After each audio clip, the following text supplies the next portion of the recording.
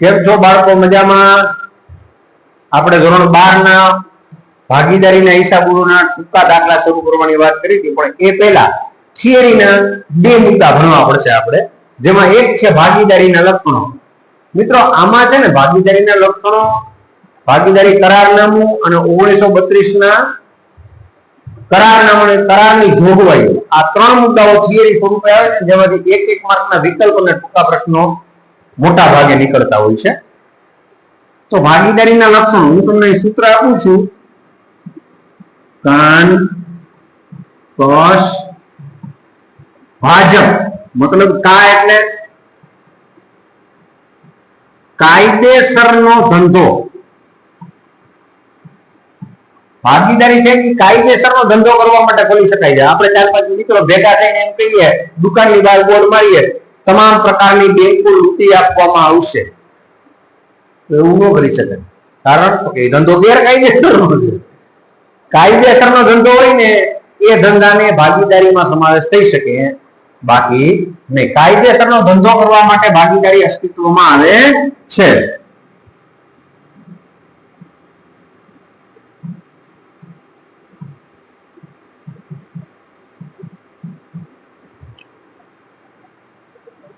બીજું નફો કમાવવાનો ઉદ્દેશ.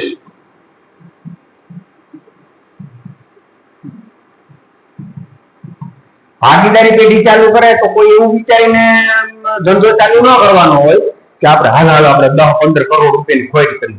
બધા શું કામ ધંધો કરતા હોય? નફો કમાવા. યાર, નફો કમાવાનો મુખ્ય ઉદ્દેશ હોય દરેક ભાગીદારી પેઢી. ભાગીદારી પેઢીનો મુખ્ય ઉદ્દેશ નફો કમાવવાનો હોય છે.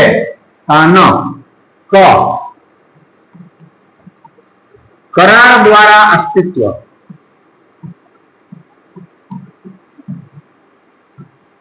કરાર, જો ભાગીદારી કરારનામું છે ને એ લેખિત થઈ શકે અને મૌખિક થઈ શકે, બે રીતે થઈ શકે. પણ મૌખિક કરારનામું તો કેવું હોય, તો બોલે પછી ફરી જાય, મેં તો કઈ કીધું જ નતું, આવું હું કરું?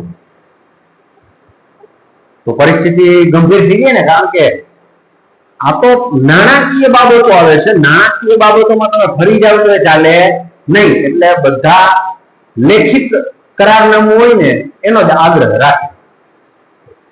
તો ભાગીદારી કરારનામું એ લેખિત અથવા મૌખિક હોઈ શકે છે. કરાર દ્વારા આ ધંધાનું અસ્તિત્વ છે. કરાર લેખિત અથવા મૌખિક હોઈ શકે.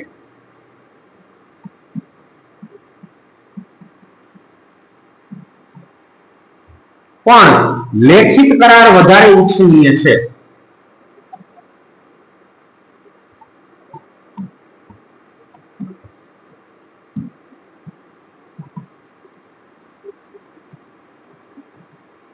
ભાગીદારી પેઢીમાં જે સંચાલકો છે ને એ જ ધંધાના માલિકો હોય છે.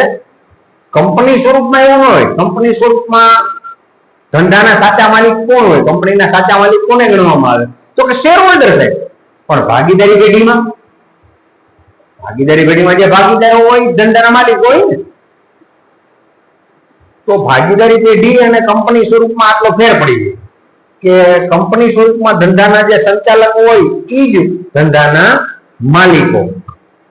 એટલે સંચાલકો એ જ માલિક હોય ને નિર્ણયમાં, નીતિ ઘડતરમાં ફટાફટ કામ થાય. જ્યારે કંપની સ્વરૂપમાં ખૂબ ધીમે લેટ ચાલતું હોય. સંચાલકો એ જ માલિક. ભાગીદારોની સંખ્યા.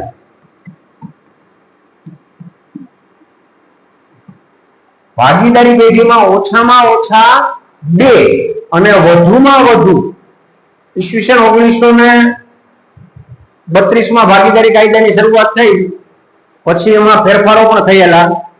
જે 2013 ના કાયદા પ્રમાણે ઓછામાં ઓછા 2 અને વધુમાં વધુ 100. જ્યારે 2014 માં ફેરફાર કરી અને કીધું કે ભાઈ વધારેમાં વધારે 100 નહીં, વધારેમાં વધારે તો 50 જ રાખવાના છે. ભાગીદારોની સંખ્યા કેટલી? તો કે ઓછામાં ઓછી 2 અને વધુમાં વધુ 2013 ના કાયદા પ્રમાણે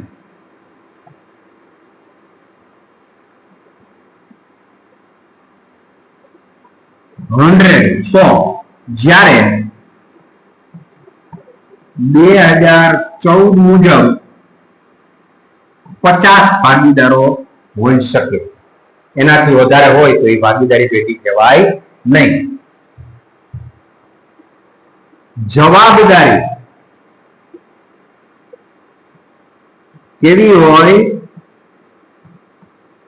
અમર્યાદિત જવાબદારી.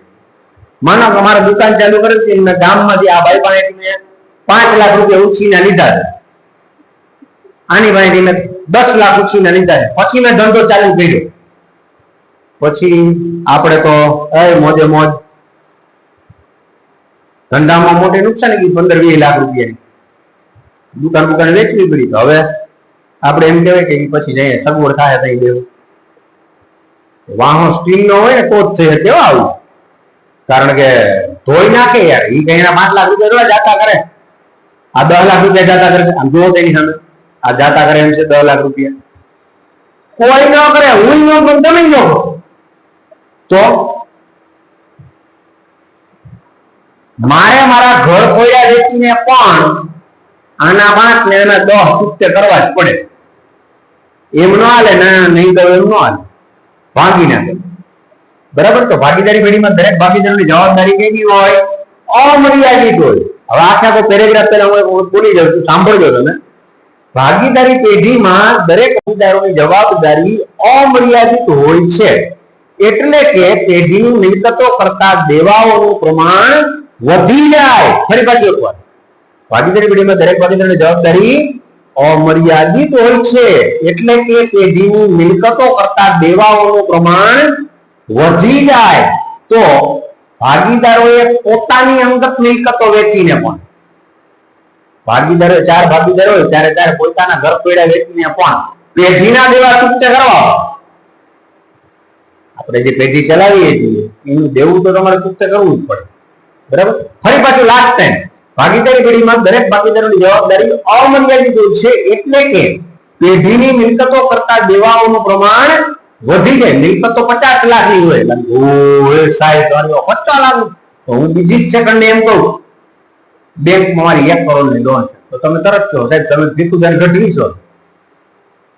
કા તો મારી મિલકતો કરતા મારું દેવું ખૂબ વધારે છે, એટલે મિલકતો કરતા દેવાઓનું પ્રમાણ વધી જાય તો શું થાય?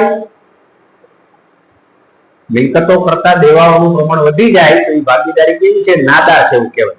આવી પરિસ્થિતિમાં ભાગીદારે પોતાની મિલકતો વેચીને પણ પેઢીનું દેવું ચૂકતે કરવું પડે. અને છેલ્લે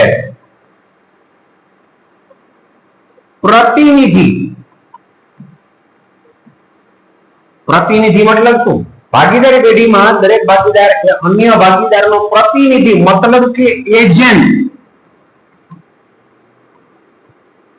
એકબીજા વતી કામ કરી શકે. દાખલા તરીકે તમે ઘરે એકલા છો અને મમ્મી પપ્પા ને લોકો બહાર ગયા છે, તમને કીધું હોય કે ભાઈ ગેસના સિલિન્ડરનું જરા ધ્યાન રાખજો, કદાચ આવશે. તમે એ મસ્ત ટીવી જોતા હો ને ઓલું વોશ મૂવી જોતા હો, માનો ભૂત જેવું કંઈક છે. હવે વોશ મૂવી જોતા હો ને હાથમાં નાસ્તાનો વાટકો છે અને એકદમ તમે ઓતપ્રોત થઈ ગયા છો ટીવીમાં, ત્યાં અચાનક ડોરબેલ વાગે, ટીંગ ટોંગ, આમ કરીને આપણો તો હાથમાં વાટકો ઉલરી જાય. કારણ કે આપણા મગજમાં ટીવી ચાલતું હતું, અચાનક તો કે ડોરબેલ વગી, એટલે આપણે ઓમાં કરીને જોયું હોય તો બાઈને એક જણો સિલિન્ડર લઈને ઉભો હતો, એટલે આપણને યાદ આવ્યું, હા, એટલે આપણે દરવાજો ખોલી સિલિન્ડર લઈ લીધું ને એના પૈસા જે કઈ હતા એ દઈ દીધા. સાંજે મમ્મી આવ્યા, મમ્મી પપ્પા આવે અને પૂછ્યું શું કર્યું, કોઈ આવ્યું હતું? આપણે કે હા સિલિન્ડર વાળો આવ્યો તો સિલિન્ડર લઈ લીધું. એટલે મમ્મી રાઈડ નાખીને એમ કે કાં લીધું સિલિન્ડર? મારે લેવું સિલિન્ડર. સિલિન્ડર લેવામાં મમ્મીની રાહ ન જોવાની હોય. સિલિન્ડર આપણે લઈ શકીએ. શું કામ લઈ શકીએ? તો કે ઘરમાં દરેક વ્યક્તિએ એકબીજા વતી કામ કરી શકે છે. એવી જ રીતે ભાગીદારી પેઢીમાં પણ દરેક ભાગીદાર અન્ય ભાગીદારનો પ્રતિનિધિ છે અને એના વતી કામ કરી શકે. સારું, તો આ 7 મુદ્દા જે કઈ લક્ષણના છે એ સમજાણા બધાને. ભાગીદારી એ કાયદેસરનો ધંધો ચલાવવા માટે, નફો કમાવા માટે, કરાર દ્વારા અસ્તિત્વ, સંચાલકો, યજમાની, ભાગીદારોની સંખ્યા, જવાબદારીને પ્રતિનિધિ. ટોટલ 7 મુદ્દાઓ છે મિત્રો. બરાબર, સારું.